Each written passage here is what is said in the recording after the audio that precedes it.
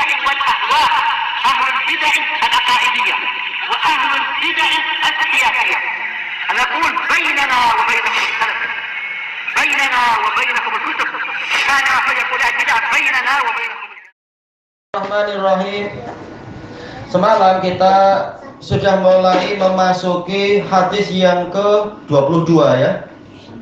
Tentang apa? Bab tafadulu ahlil iman fil a'mal.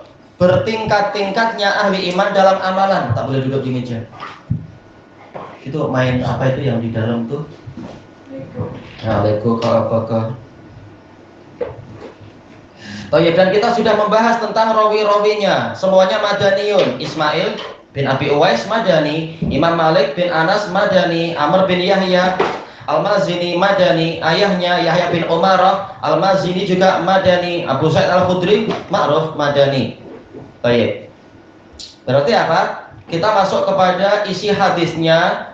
Anin Nabi sallallahu alaihi wasallam, dari Nabi sallallahu alaihi wasallam yang bersabda, yadkhulu ahlul jannatil jannah, yaitu penduduk surga masuk ke dalam surga, wa ahlun narin nar, dan penduduk neraka masuk ke dalam neraka. Ini menunjukkan apa? Bahwasanya Allah Maha Adil. Allah tidak akan menyamakan antara orang yang baik dengan orang yang buruk. Allah Ta'ala berfirman, afana ja'alul mujrimin muslimina kal mujrimin malakum kaifa tahkumun. Apakah kami akan menjadikan orang yang muslim itu seperti orang yang jahat? Bagaimana apa urusan kalian? Ada apa dengan kalian? Bagaimana kalian menghukumi? Juga sebagaimana firman Allah Ta'ala, am hasibal ladina jtarahu sayyiati an naj'alahum kal ladina amanu wa amilus shalihat sawa'am mahyahum wa mamatuhum sa'a ma yahkumun. Apakah kami akan menjadikan orang yang mereka itu berbuat keburukan-keburukan sama dengan orang-orang yang beriman dan beramal soleh? Sama kehidupan mereka dan kematian mereka? Jawabannya tentunya tidak sama. Sa'ama yahkumun, alangkah buruknya cara kalian menghukumi.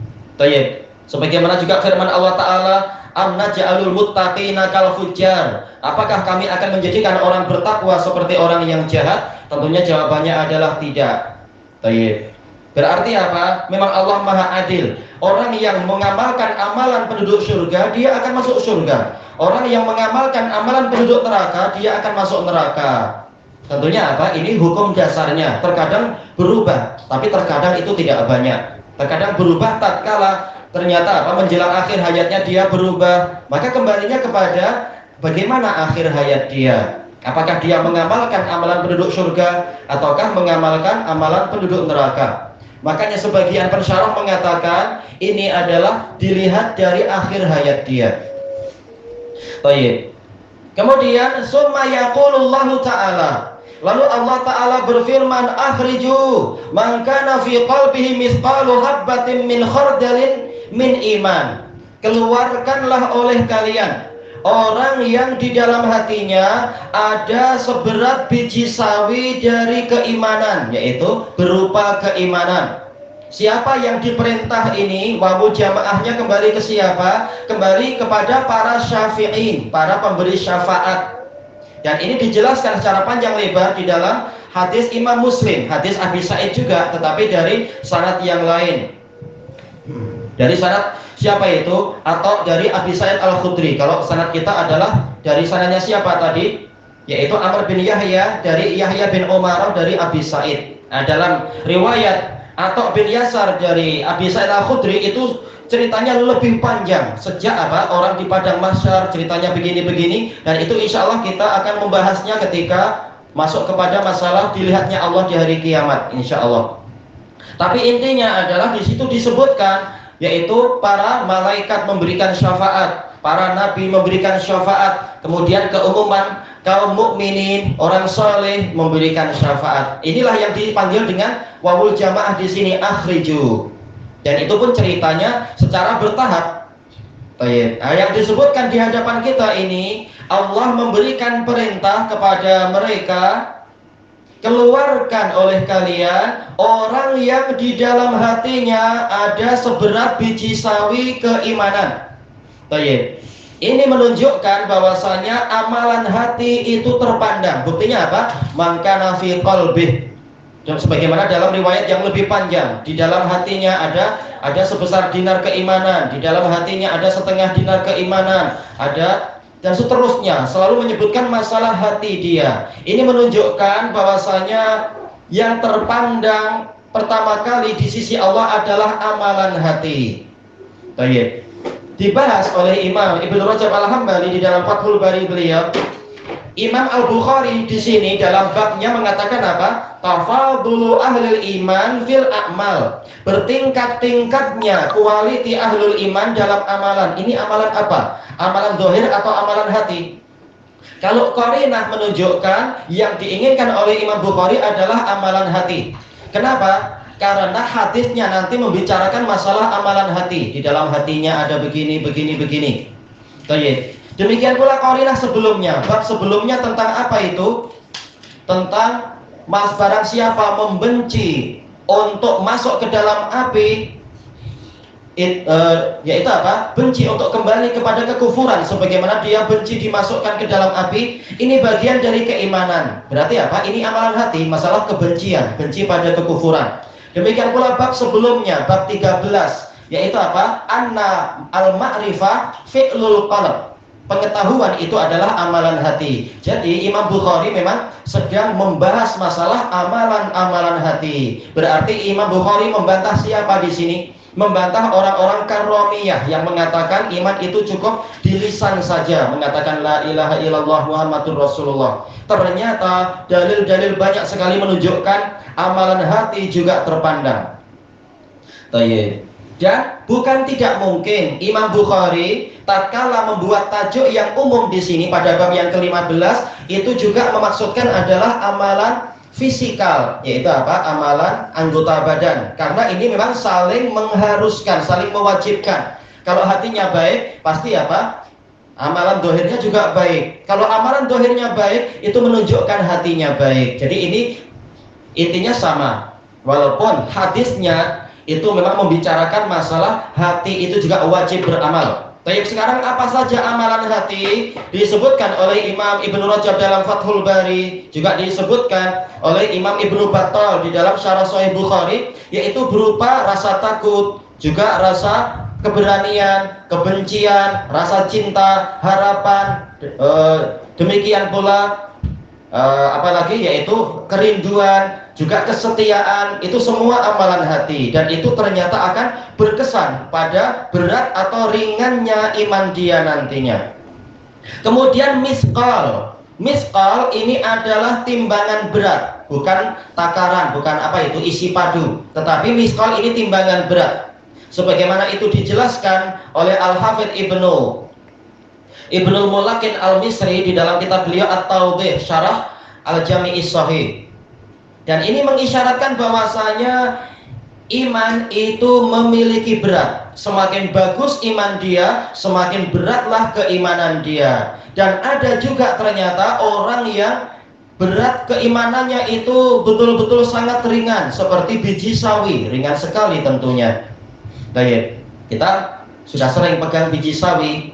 Di Indonesia anak dulu memang apa? Menanam itu waktu di pondok itu. Memang jelas kecil sekali. Kena angin pun boleh terbang dia. Tetapi ternyata kebaikan seukuran darah pun tidak disia-siakan oleh Allah. Suatu saat dia akan keluar dari neraka. Makanya di dalam riwayat Imam Muslim, dalam hadis Abi Sa'id yang panjang itu juga mengisyaratkan, Abu Sa'id mengatakan, Iqra'u in syi'tum innallaha la yadhlimu mithqala dzarrah wa in taku hasanatan yudha'ifha wa yu'ti min ladunhu ajran 'azima. Sesungguhnya Allah tidak menyia-nyiakan walaupun seukuran dzarrah. Kalau itu adalah kebaikan, Allah akan melipat gandakannya, dan Allah akan memberikan kepada orang itu di sisinya pahala yang agung. Walaupun amalannya di dunia ujung akhirnya adalah hanya seukuran biji sawi, ternyata walaupun seukuran darah, bahkan lebih kecil lagi, tidak disia-siakan oleh Allah. Makanya orang yang paling akhir keluar dari neraka dan masuk surga, yang disebutkan dalam hadis Abu Sa'id itu, dia kemudian apa? Disuruh masuk surga, dia paling akhir, entah berapa ribu tahun disiksa dalam neraka. Kemudian ketika masuk surga, Allah mengatakan, milikmu apa yang engkau dapati di situ. Dia diberi apa? 10 kali lipat kekuasaan raja dunia. Langsung dia mengatakan, ya Rabbana qad a'taitana ma lam tu'til awwalina wal akhirin. Wahai Rabb kami, engkau telah memberikan kepada kami pemberian yang tidak engkau berikan kepada generasi dulu dan belakangan. Merasa sudah paling kaya, tak ada orang seperti saya. Gembira dia, padahal dia paling akhir dan derajatnya paling rendah. Gimana kalau dia lihat derajat yang di atas-atas? Baik. Ini menunjukkan betul-betul walaupun iman hanya seukuran sawi, bahkan yang lebih rendah lagi, ternyata hasilnya itu kalau dia jaga baik-baik sampai di hari kiamat, maka dia akan masuk surga. Suatu saat akan keluar dari neraka. Tapi syaratnya memang apa? Dijaga. Karena berapa banyak orang yang tak mampu menjaga, akhirnya mati dalam keadaan murtad. Na'udzubillah. Tayyib. Kemudian dijelaskan oleh Al-Aini rahimahullahu ta'ala, dan juga oleh siapa itu tadi beliau? Ibnul Mulakin, bahwasanya yang dimaksudkan keimanan seukuran sawi ataupun seukuran darah ini adalah yang di luar kalimatut tauhid. Dari mana kita tahu? Karena yang di hadapan kita ini, siapa yang memberikan syafaat? Ya, dengan sebab apa dia keluar dari neraka? Dengan sebab syafaat para pemberi syafaat. Sementara nanti setelah orang paling akhir itu dikeluarkan dengan sebab ada kebaikan seukuran darah atau yang seperti itu, ternyata kemudian Allah berfirman, syafaatil malaikah wa syafaatin nabiyun wa syafaatil mu'minun falam yabqa illa arhamur rahimin. Para malaikat telah memberikan syafaat, para nabi telah memberikan syafaat, dan orang-orang mukmin memberikan syafaat. Maka tidak ada yang tersisa kecuali zat yang paling penyayang. Kemudian Allah mengeluarkan dari neraka itu orang yang tidak ada kebaikan sama sekali. Tapi telah diterangkan dalam hadis Anas bin Malik muttafaqun alaih, maksudnya adalah orang yang masih punya la ilaha illallah, tak punya yang lain. Berarti apa kata beliau? Yang di hadis yang di hadapan kita ini adalah kebaikan yang di luar kalimatut tauhid. Untuk yang tauhid itu nanti Allah yang akan mengeluarkan dia dari neraka. Tapi untuk yang masih punya sisa-sisa iman tadi yang selain tauhid, maka dia akan mendapatkan syafaat dari para pemberi syafaat. Apa sisa iman itu kalau bukan tauhid? Yaitu mungkin apa? Masih ada rasa takut pada Allah, masih ada kebencian pada kekufuran. Selain kalimat tauhid, ada sisa yang lain sikit-sikit, walaupun sangat sikit. Saking sikitnya sampai para pemberi syafaat mengatakan, ya Rabbana Rabbana lam nadhar fin nari khairan qat. Wahai Rabb kami tidak menyisakan, tidak meninggalkan dalam neraka kebaikan sedikit pun. Saking tidak nampaknya, mereka menyangka tak ada yang baik sudah di dalam neraka ini.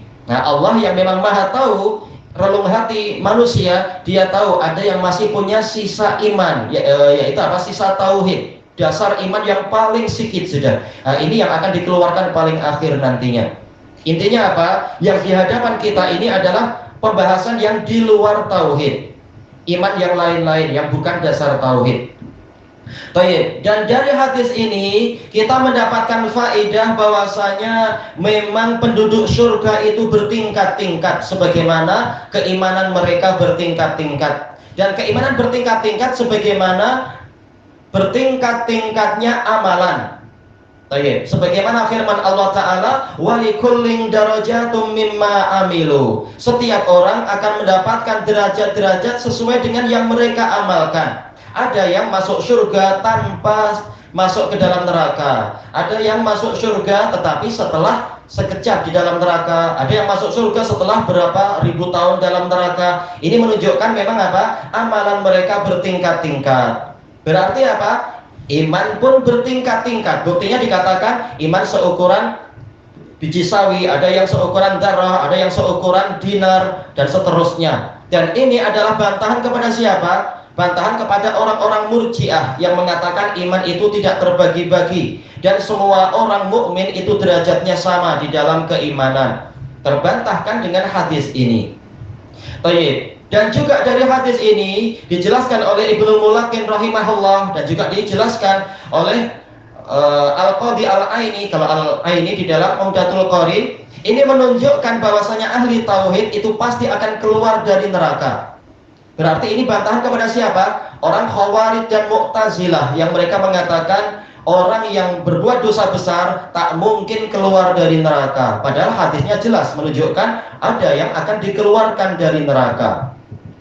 Baik. Dan juga dari hadis ini sebagaimana dijelaskan oleh Al-Aini juga, ini menunjukkan bahwasanya ada sebagian ahli tauhid yang masuk neraka. Jadi hadis ini bukan hanya hiburan, tapi juga peringatan. Jangan bersandarkan, nggak apa-apa, saya tiap hari saya tahlilan 1000 kali la ilaha illallah. Ingat, ada orang yang ahli tauhid ternyata masuk neraka juga disebabkan oleh amalan-amalan dia yang buruk. Berarti apa? Kita wajib untuk waspada. Baik. Terkena puntung rokok saja tak kuat, apalagi masuk neraka. Na'udzubillah. Baik. Kemudian disebutkan di dalam hadis ini, fayukhrajuna minha. Lalu mereka dikeluarkan dari neraka, qadiswaddu, dalam keadaan mereka sudah hitam. Baik. Neraka membakar, memang jadi hangus orang-orang itu. Fayulqauna fi nahril haya. Lalu mereka dilemparkan, dibaling ke Sungai Haya. Al-Haya ini maknanya adalah matar, artinya adalah hujan. Kenapa hujan itu dikatakan sebagai haya? Karena dia akan menghasilkan kehidupan. Awil hayah, atau dengan hayah itu ada tak marbutoh. Ini makruf, masdar, kehidupan. Mana yang betul? Disebutkan di sini Syakka Malik, Imam Malik ragu yang betul haya atau hayah. Dan ini dekat aja kan, intinya sama, masalah kehidupan. Dan wajar karena ulama di zaman dulu terkadang dalam satu majelis itu berbelas-belas ribu orang. Mungkin yang belakang jadi agak susah dengar haya atau hayah. Ini perbedaan sedikit aja, tak masalah. Intinya sungainya seperti hakikatnya. Begitu orang dimasukkan ke dalam air tersebut, langsung dia hidup lagi, langsung tumbuh dengan bagus. Betul-betul sungai yang diberkahi. Fayambutuna kama tambutul habbah. Lalu mereka tumbuh seperti tumbuhnya biji. Tapi ini harakatnya salah.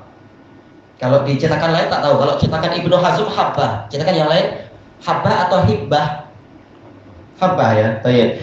Yang benar seperti yang dijelaskan oleh Al-Khattabi di dalam kitab beliau A'lamul Hadis Syarah Sahih Bukhari, pakai kasrah hibbah. Demikian pula dijelaskan oleh Ibnul Asir dalam An-Nihayah, pakai kasrah hibbah.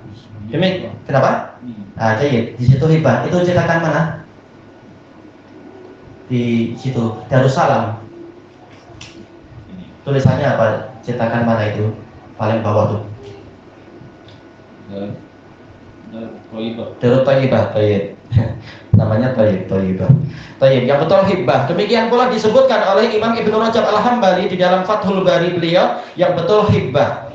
Demikian pula yang setelah mereka semua, yaitu Ibnu Mulakin, yaitu apa? Hibbah. Kenapa? Karena ini akan bicara masalah kecambah, masalah tauge. Dia hibbah, yaitu apa? Biji yang memang dia itu lemah, tanamannya lemah. Kalau habbah itu adalah yang berupa qut, berupa makanan asasi seperti beras atau gandum. Tumbuhnya tidak seperti yang diceritakan oleh Nabi. Maka yang betul hibbah, bukan habbah. Ini cetakan di tempat anak pun salah. Disebutkan di sini kama tambutul hibbatu fi janibis sail, seperti tumbuhnya hibbah, yaitu biji tauge atau Indonesia bilang kecambah, itu di sisi banjir. Alam taro, apakah engkau tidak melihat annaha takhruju safra'a multawiyah, dia keluar dengan berwarna kuning dan yaitu meliuk-liuk, yaitu tidak tegak ke atas, tapi apa? Ya namanya tauge, agak bengkok-bengkok itu. Baik. Kemudian di sini dalam hadis ini kita mendapatkan faedah apa? Jawazu darbil amsal litakribil afham. Bolehnya membuat permisalan untuk mendekatkan pemahaman. Sebagaimana juga dijelaskan oleh Az-Zarkashi dalam kitab beliau Al-Burhan fi Ulumil Quran. Tujuannya adalah untuk mendekatkan sesuatu yang masuk akal kepada sesuatu yang boleh dilihat oleh indera kita. Hadis ini jelas kita tak mampu lihat langsung tentang keadaan di neraka dan sekitarnya. Ini perkara akal, yaitu apa? Akal kita yang disuruh untuk memikirkan itu. Untuk membantu memahami itu, Rasulullah SAW membuat permisalan dengan apa yang boleh dilihat oleh mata kita, yaitu tumbuhnya tauge, tumbuhnya yaitu tanaman yang seperti itu.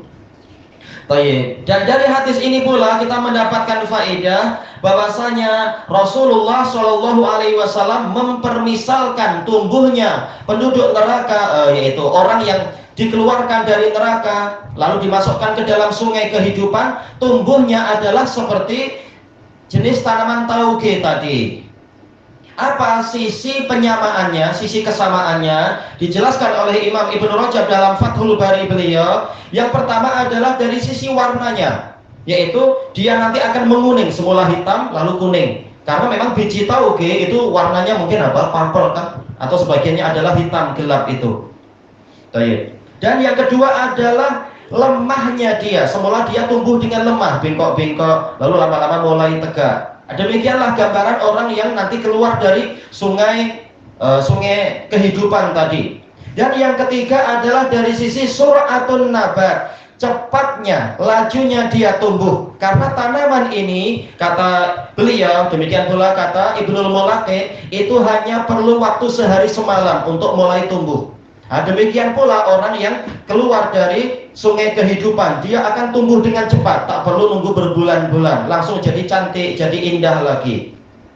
Inilah sisi kesamaannya. Dan kata Imam Ibnu Rajab, Allah sudah sering mempermisalkan hidupnya kita seperti hidupnya tanaman.